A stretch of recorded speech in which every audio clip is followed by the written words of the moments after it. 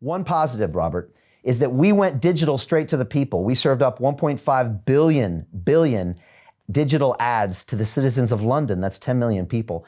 And so we tried to cut out the gatekeepers, the mainstream media, the political parties, and go straight to the people. And Robert, when I spent 5 minutes with someone on the street, could have been a teenager, an old lady, could have been someone from Iraq, Afghanistan, Nigeria, or England. 5 minutes after talking to me, they said, okay, I'll vote for you. But I couldn't sit down with 10 million people. And so I think that's why we didn't make it. But we're still fighting, Robert. And like you said, we still have the same mission, which is to try to educate people that they have the power to transform themselves and not buy into this narrative. But it was an intense process, to say the least, Robert. And you're doing a great job by inspiring the younger generation to keep going. I don't care if it's Bitcoin, Dogecoin, gold, silver, entrepreneurship. But if you do what school teaches you to do, you'll wind up like my poor dad, a PhD, poor, helpless, and desperate, so afraid somebody's going to cut that line. And when they cut it, died.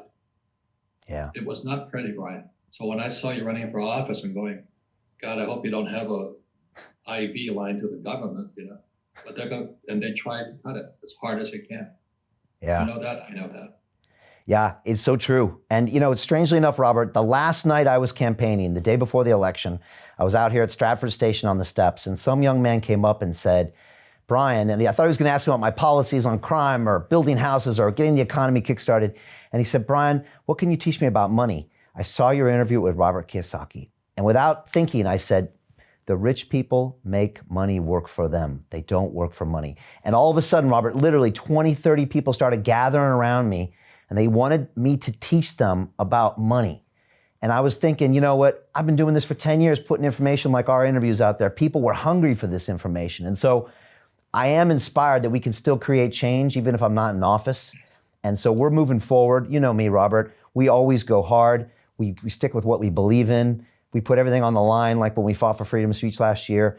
You've always been massively supportive of us. And I really appreciate that, Robert. And you're still trying to change the game. You're 74, Robert, and it feels like you're just getting started. It's what else do we do? People like London Real, the organization, your channel does more than anything you could possibly do to it. So that's why I support you. I give you courage.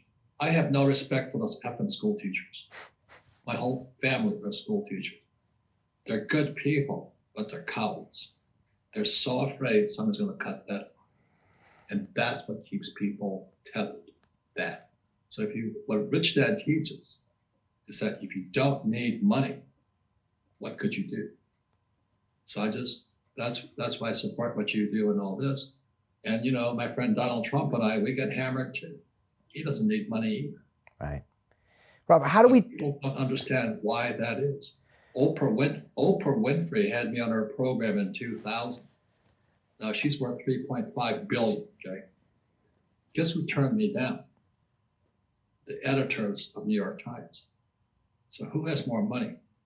Oprah or New York, the editors? The editors probably make $100,000 a year. Oprah makes $3.5 billion. Oprah is a capitalist. The people who are the New York Times, communists. It's that simple. They don't know anything about money. Yeah. And so the way they can promote communism is by never teaching you about money.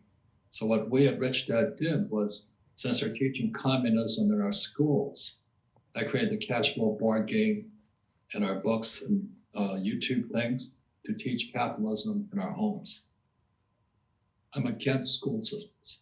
They're criminal operations run by good people who know nothing about money.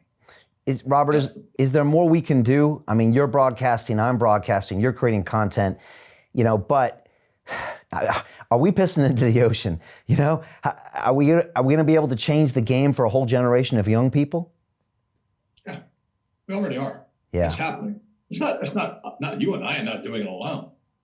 Technology is going to do it anyway.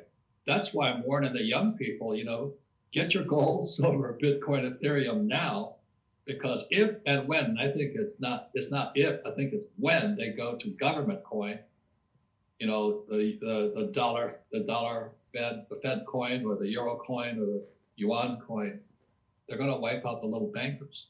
Every banker will go like a truck driver. The transmission system will change. And they're going to go straight communism, which is central planning.